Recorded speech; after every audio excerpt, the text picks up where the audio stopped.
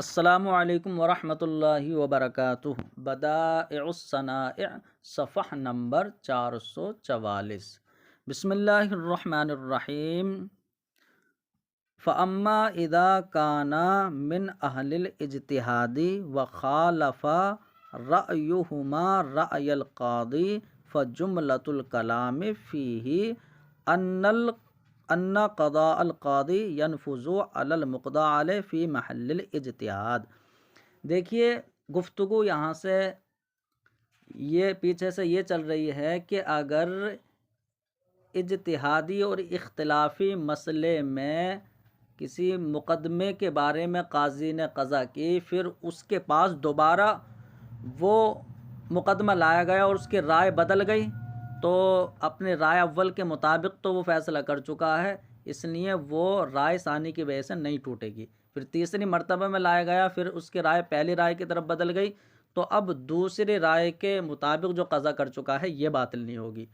تو یہاں پر یہ بتا دیا کہ اجتہادی اور اختلافی مسئلے میں قاضی کی قضا نافذ ہو جائے گی اس کے مطابق جہاں اس کا اجتہاد پہنچے۔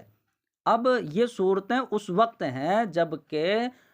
مقضی علیہ جس کے خلاف فیصلہ کیا گیا ہے اور مقضی لہو جس کے حق میں فیصلہ کیا گیا ہے وہ دونوں مجتہد نہ ہوں، یا اگر مجتہد ہیں تو ان کی رائے قاضی کی رائے کے خلاف نہ ہو۔ اب یہاں سے یہ صورت ہے کہ دونوں مجتہد ہیں اور دونوں کی رائے قاضی کی رائے کے خلاف ہے، تو پھر کیا معاملہ ہے؟ تو فرماتے ہیں کہ اگر قاضی کی قضا مقضی علیہ کے خلاف ہے تو مقضی علیہ کے خلاف نافذ ہو جائے گی، اس لیے کہ مقضی علیہ چاہے عام مقلد ہو یا فقیہ مجتہد ہو، قاضی کی رائے کے خلاف اگر اس کی رائے ہے تو دونوں صورتوں میں نافذ ہو جائے گی۔ مقلد تو اس لیے کیونکہ مقلد تو پیروی ہی کرے گا، اور مجتہد کے خلاف اس لیے کیونکہ اس کی جو رائے ہے اور اس کی جو قضا ہے وہ بالاتفاق جب صحیح ہے تو اس مقضی علیہ جس کے رائے کے خلاف اس کی رائے ہے تو اس کے خلاف بھی جو ہے وہ نافذ ہو جائے گی۔ اب اس کا ترجمہ لگاتے ہیں، فرماتے ہیں فَأَمَّا إِذَا كَانَ مِنْ أَهْلِ الْإِجْتِهَادِ، رہی یہ صورت کہ جب مقضی علیہ اور مقضی لہو دونوں مجتہد ہوں، وَخَالَفَ رَأْيُهُمَا رَأْيَ الْقَاضِي، اور دونوں کی رائے قاضی کی رائے کے خلاف ہو، فَجُمْلَةُ الْكَلَامِ فِيهِ، تو اس میں خلاصہ کلام یہ ہے کہ قاضی کی قضا مقضی علیہ کے خلاف نافذ ہو جائے گی اختلافی مسئلے میں، سواء کان المقضی علیہ عامیا مقلدا او فقیہا مجتہدا، چاہے مقضی علیہ وہ عام مقلد شخص ہو یا فقیہ مجتہد ہو، یخالف رأیہ رأی القاضی، اور اس کی رائے قاضی کی رائے کے خلاف ہو تو مقضی علیہ کے خلاف قاضی کی قضا یہ نافذ ہو جائے گی بلا خلاف، اس کا تعلق پیچھے سے ہے بغیر کسی اختلاف کے نافذ ہوگی۔ اب فرماتے ہیں کہ مقلد ہو تب تو بالکل ظاہر ہے، اما اذا کان مقلدن، رہی یہ صورت کہ جب وہ مقضی علیہ جس کے خلاف قاضی کی قضا ہے وہ مقلد ہو تو پھر اس کے خلاف قضا ہو جا رہی ہے، تو فرماتے ہیں فظاہر، یہ تو ظاہر ہے، لأن العام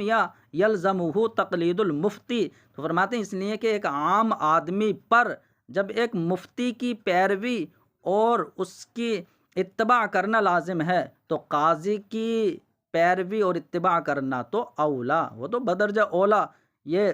لازم ہوگا۔ وَكَذَا إِذَا كَانَ مُجْتَهِدًا، اور فرماتے ہیں اور ایسے ہی جب یہ مقضی علیہ مجتہد ہو، فقی مجتہد ہو، تب بھی اس کے خلاف جو ہے قضا نافذ ہوگی، اس لأن القضاء فی محل الاجتہاد بما یؤدی الیہ اجتہاد القاضی، فرماتے ہیں کہ اختلافی مسئلے میں قضا یہ اس کے مطابق ہے جہاں قاضی کا اجتہاد جا رہا ہے، تو قاضی کا اجتہاد جہاں پہنچ رہا ہے اس کے مطابق قضا قضاء، یہ لأن کی خبر ہے، وہ ایسی قضا ہے کہ جس کی صحت پر اجماع اور اتفاق ہے، علامہ مرہ جیسے گزر گیا۔ تو جب یہ مجمع علیہ قضا ہے تو ولا معنی للصحت الا النفاذ علی المقضى علیہ، تو پھر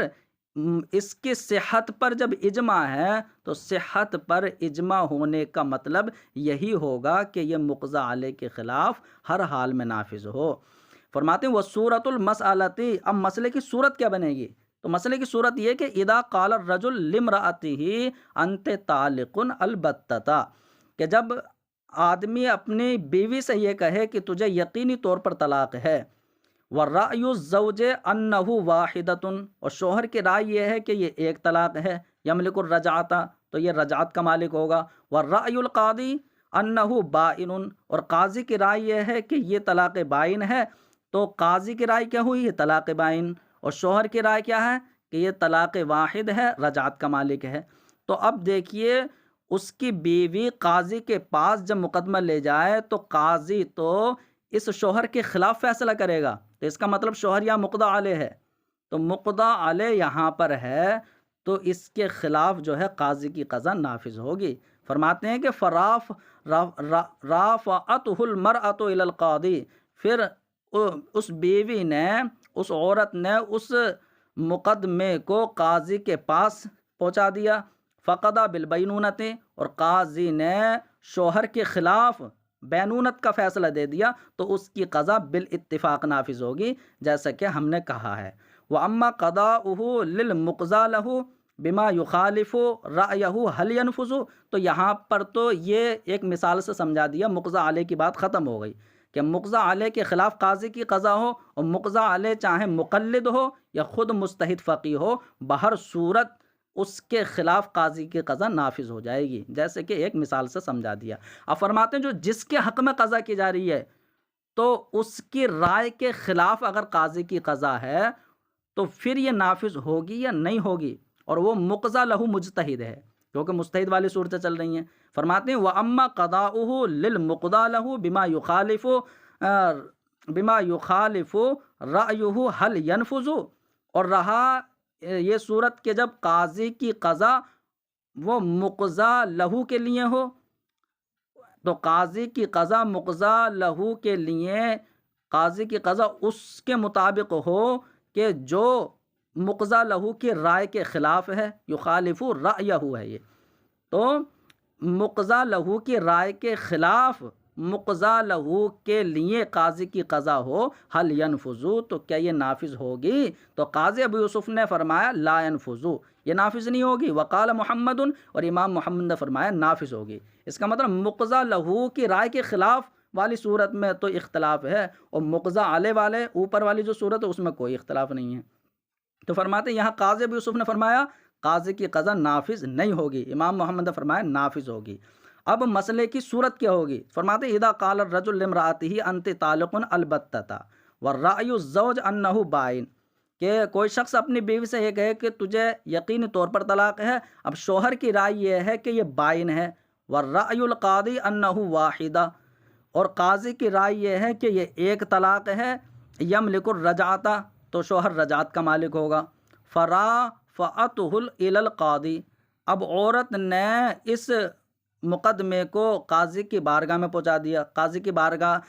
کے پاس لے گئی، فقضى بتطلیقۃ واحدۃ، اور قاضی نے ایک طلاق کا فیصلہ کر دیا، یملک الرجعۃ، کہ جس ایک طلاق میں شوہر رجعت کا مالک ہوگا۔ تو جب ایسا ہے تو لا یحل لہ المقام معها عند ابو یوسف، اب یہ یہاں پر ایک طلاق کا فیصلہ کرنا یہ شوہر کی رائے کے خلاف ہے، کیونکہ شوہر تو اسے طلاق بائن سمجھ رہا ہے، تو یہاں اس کے حق میں فیصلہ مقضی لہو کے لیے فیصلہ آئیے، کیونکہ وہی تو رجعت کا مالک ہوگا، لیکن اس کی رائے کے خلاف ہے، وہ تو بائن سمجھ رہا ہے۔ تو اب قاضی ابو یوسف کہتے ہیں کہ قاضی کی قضا مقضی لہو کی رائے کے خلاف نافذ نہیں ہوگی، اس لیے قاضی ابو یوسف کے نزدیک جب نافذ نہیں ہوگی تو قاضی نے جو رجعت کا مالک بنایا ہے اس کی وجہ سے شوہر کے لیے وہ حلال بھی نہیں ہوگا اس کے ساتھ رہنا، اور امام محمد کہہ رہے ہیں کہ نافذ ہو جائے گی، اس لیے شوہر کے لیے رجعت کی وجہ سے وہ حلال بھی ہو جائے گی۔ فرماتے ہیں یملک الرجعۃ، جب وہ رجعت کا مالک ہو جائے گا تو لا یحل له المقام معها، اس عورت کے ساتھ رہنا شوہر کے لیے حلال نہیں ہوگا قاضی ابو یوسف کے نزدیک، کیونکہ قاضی کی قضا نافذ نہیں ہوئی۔ وعند محمد لیحل له، اور امام محمد کے نزدیک شوہر کے لیے اس کے ساتھ رہنا یہ جائز اور حلال ہوگا۔ اب فرماتے ہیں کہ دلیل کیا ہے دونوں کی، کہ مقضا لہو کی رائے کے خلاف قاضی کی قضا ہو تو قاضی ابو یوسف کے نزدیک تو وہ نافذ نہیں ہوگی، امام محمد کے نزدیک نافذ ہو جائے گی۔ تو امام محمد کی دلیل دیتے ہیں، فرماتے ہیں وجہ ہو قول محمد، امام محمد کے قول کی دلیل یہ ہے کہ ما ذکرنا ان ھذا قضاء وقع الاتفاق على جوازه لوقوعه في فصل مجتہد فيه۔ تو فرماتے ہیں کہ امام محمد کے قول کی دلیل وہ ہے جو ہم نے یہ ذکر کر دیا ہے کہ قاضی کی قضا، یہ قاضی کی قضا قضاء ایسی قضا ہے کہ جس کی صحت اور جواز پر اتفاق ہو چکا ہے۔ کیوں؟ لوقوعه، کیونکہ یہ قاضی کی قضا ایسے مسئلے کے متعلق واقع ہے کہ جس مسئلے میں اختلاف ہے، جس مسئلے میں اختلاف و اجتہاد کیا جا سکتا ہے، تو اختلافی جگہ میں قاضی کی قضا اگر ہو اور وہ مجتہد قاضی ہے تو بالاتفاق اس کی صحت ہوتی ہے۔ تو اس کی صحت پر جب اتفاق ہے تو فَيَنْفُذُ عَلَى الْمُقْضَى عَلَيْهِ وَالْمُقْضَى لَهُ، تو جیسے قاضی کی قضا پیچھے مقضی علیہ کے خلاف بالاتفاق ہو رہی تھی، ایسے مقضی لہو دونوں کے خلاف نافذ ہوگی۔ لِأَنَّ الْقَضَاءَ لَهُ تَعَلُّقٌ بِهِمَا جَمِيعًا، اس لیے کہ قاضی کی قضا کا تعلق دونوں سے ہے۔ کیا آپ نہیں دیکھتے ہیں کہ أَنَّهُ لَا يَصِحُّ إِلَّا بِمُطَالَبَةِ الْمُقْضَى لَهُ، تو یہ مت کہو کہ صرف مقضی علیہ سے ہے، بلکہ مقضی لہو سے بھی قضا کا تعلق ہوتا ہے۔ کیا آپ نہیں دیکھتے ہیں کہ مقضی لہو کے مطالبے اور اس کے نالش کے بغیر قاضی کی قضا صحیح نہیں ہوتی ہے؟ جب مقضی لہو وہ مطالبہ کرتا ہے تبھی تو قاضی قضا کرتا ہے، تو اس کا مطلب قضا کا تعلق دونوں سے ہے، تو دونوں کے خلاف نافذ ہو جائے گی۔ اب قاضی ابو یوسف کہتے ہیں کہ نافذ نہیں ہوگی، تو ان کی دلیل یہ ہے کہ ان صحت القضاء انفاذہ فی محل الاجتہاد یظہر اثرہ فی حق المقضی علیہ لا فی حق المقضی لہ، تو یہ کہہ دیں گے کہ جو اثر ظاہر ہوتا ہے نا تو وہ صرف مقضی علیہ کے حق میں ہوگا، مقضی لہو کو ہٹا دیں گے۔ تو فرماتے ہیں کہ دیکھیے فی محل الاجتہاد، یہاں سے ترجمہ لگائیں کہ اختلافی صورت میں قاضی کی قضا کی صحت یہ ہوتی ہے کہ انفاذہ، اس کو نافذ کرنا، یعنی وہ نافذ ہو جائے۔ تو اختلافی مسئلے میں قاضی کی قضا کی صحت یہ ہے کہ اس کو نافذ کر دیا جائے۔ تو نافذ کرنا جو ہے یہ ہے یظہر اثرہ، اب یہ نافذ کرنے کا اثر یا مقضی علیہ کے حق میں تو ظاہر ہوگا، مقضی لہو کے حق میں ظاہر نہیں ہوگا۔ اب انہوں نے مقضی لہو کو کیوں ہٹا دیا؟ تو فرماتے ہیں لأن المقضی علیہ مجبور فی القضاء علیہ، تو فرماتے ہیں اس لیے کہ جو مقضی علیہ ہے، جس کے خلاف قضا کی جا رہی ہے، تو مقضی علیہ تو وہ مجبور ہے اپنے خلاف قضا ہونے میں، تو اپنے خلاف قضا ہونے میں وہ مجبور ہے، اس لیے قاضی کی قضا کا اثر صرف اسی کے حق میں ظاہر ہوگا۔ فَأَمَّا الْمُقْضَى لَهُ، تو فرماتے ہیں رہا مقضی لہو، تو اسے تو اپنے حق میں قضا کے متعلق اختیار ہے، چاہیں تو یہ نافذ کرائے یا نافذ نہ کرائے، کیونکہ اپنے حق کا مطلب ہے نا، تو آپ نافذ کرائے گا تو اپنے حق میں ہوگی، نافذ نہ کرائے گا تو کوئی نقصان نہیں ہے۔ تو فرماتے ہیں فَلَوِ اتَّبَعَ رَأْيَ الْقَاضِي إِنَّمَا يَتَّبِعُهُ تَقْلِيدًا، تو اگر مقضی لہو جو شخص ہے وہ خود مجتہد ہے اور اس کے رائے کے خلاف معاملہ ہے، تو اگر مقضی لہو مجتہد یا قاضی کی رائے کا اتباع کرے گا یہاں پر، تو پھر مقلد بن جائے گا، حالانکہ خود مجتہد ہے۔ انما یتبعہ تقلیدا، تو پھر اس قاضی کی اتباع یہ بطور تقلید کرے گا۔ وکونہ مجتہدا، اور مقضی لہو کا مجتہد ہونا یہ مانع تقلید ہے۔ فیجب العمل برأی نفسہ، اس لیے خود اپنی رائے پر ہی عمل کرنا واجب ہوگا۔ اس لیے اگر اس کی رائے کے خلاف قاضی کی قضا ہے تو قاضی ابو یوسف کہتے ہیں وہ نافذ نہیں ہوگی۔ تو یہاں سے یہ پتہ چل گیا کہ اختلافی صورت میں قاضی کی قضا اگر مقضی علیہ کی رائے یا مقضی لہو کی رائے کے خلاف ہو، وہ دونوں بھی مستحد ہوں،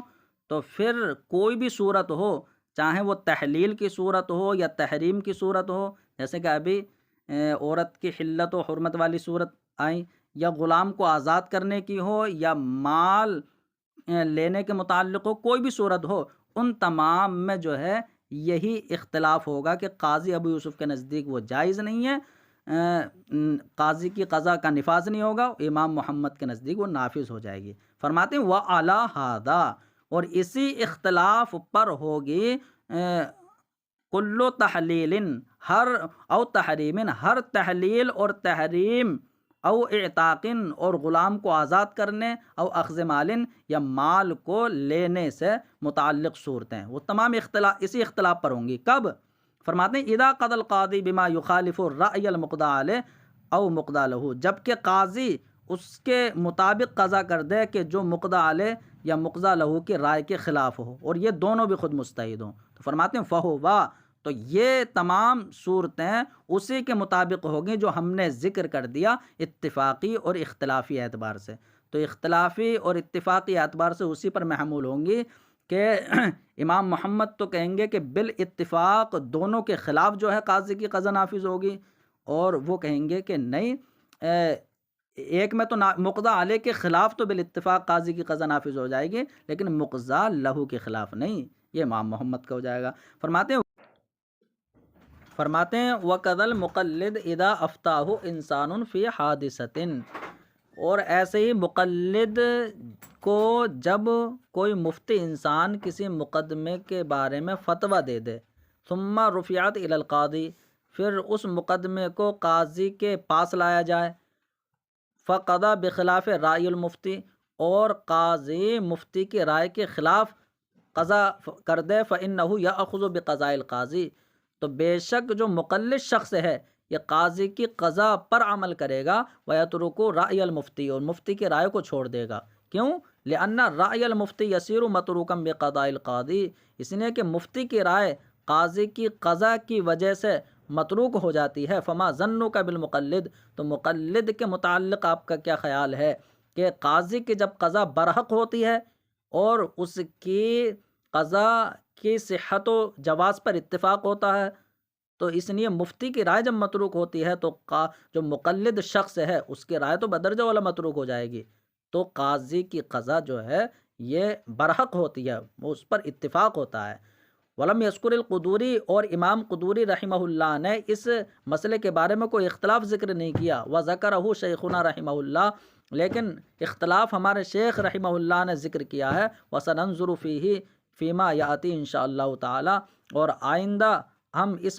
مسئلے کے متعلق جو ہے عنقریب اس اختلاف کو جو ہے ملاحظہ کریں گے۔ فرماتے ہیں وَعَلَى هَذَا، اور قاضی کی قضا کا برحق ہونا شرط ہے، یہ شروع میں بتایا کہ قاضی کی قضا برحق ہو یہ شرط ہے قضا کے لیے، وَعَلَى هَذَا، تو اسی شرط پر یخرج، اس قضا کا حکم جو ہے نکالا جاتا ہے کہ جو قضا الثابت بالبینۃ، جو شہادت اور بینہ کی بنیاد پر ثابت ہوتی ہے۔ تو دیکھیے فیصلہ جو قاضی کرتا ہے تو یا تو شہادت کی بنیاد پر کرے گا، یا وہ اقرار کی وجہ سے قضا کرے گا،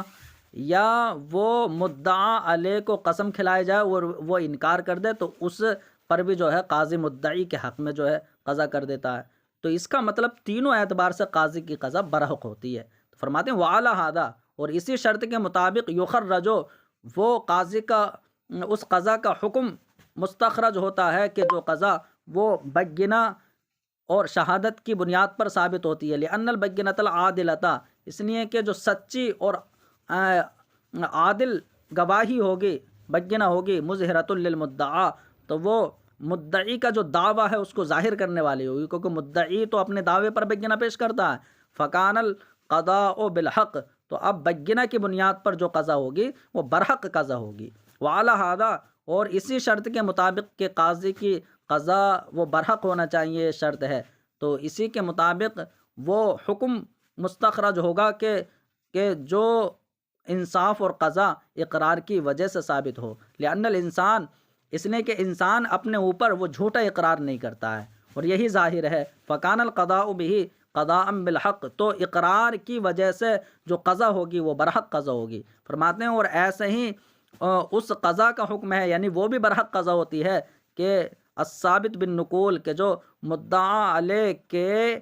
قسم سے انکار کی وجہ سے ثابت ہوتی ہے ہمارے نزدیک ان مسائل میں کہ جن میں مدعی کے انکار قسم سے انکار کی وجہ سے فیصلہ کیا جاتا ہے۔ تو فرماتے ہیں لأن النقول علی اصل مذہبنا بدل او اقرار، اس لیے کہ جب مدعا علیہ قسم کھانے سے انکار کر دیتا ہے نا، تو یا تو وہ دعوے کے مال کو دلیری کے ساتھ جو ہے وعدہ کرنا چاہتا ہے کہ میں قسم سے انکار کر رہا ہوں، وہ ایسے ہی دے دوں گا میں، یا گویا کہ وہ اقرار ہی کر رہا ہے کہ ہاں یہ میرا نہیں ہے۔ تو فرماتے ہیں ہمارے ائمہ کے اصل کے مطابق قسم سے مدعی کا انکار کر دینا بدل، یا تو دلیری سے دعوے کے مال کو دے دینا ہے، او اقرار، یا اقرار ہی کر لینا ہے۔ وکل ذالک، اور ان میں سے ہر ایک، چاہے وہ اقرار کرنا ہو یا دلیری سے مال دینا ہو، دلیل و صدق المدعی فی دعویٰ ہو، یہ اس بات کی دلیل ہوتا ہے کہ جب یہ انکار کر رہا ہے تو مدعی کا ہی دعویٰ سچا ہوگا۔ تو یہ ان میں سے ہر ایک مدعی کے اپنے دعویٰ میں سچ ہونے کی دلیل ہے، لما علما، جیسے کہ یہ معلوم ہو گیا۔ فکان القضاء بالنقول، تو اب مدعا علیہ کے قسم سے انکار کی وجہ سے جو قاضی کی قضا ہوگی قضاء بالحق، تو وہ بھی برحق قضا ہوگی۔ فرماتے ہیں وعلی ھذا، اور قاضی کی قضا کا برحق انہوں نے شرط ہے، تو اسی شرط کے مطابق تخریج ہوگی قاضی کی اس قضا کی کہ جو خود اپنے علم کی بنیاد پر جو وہ قضا کرے گا۔ تو اب اس کے متعلق تفصیلی گفتگو وہ آگے ہوگی۔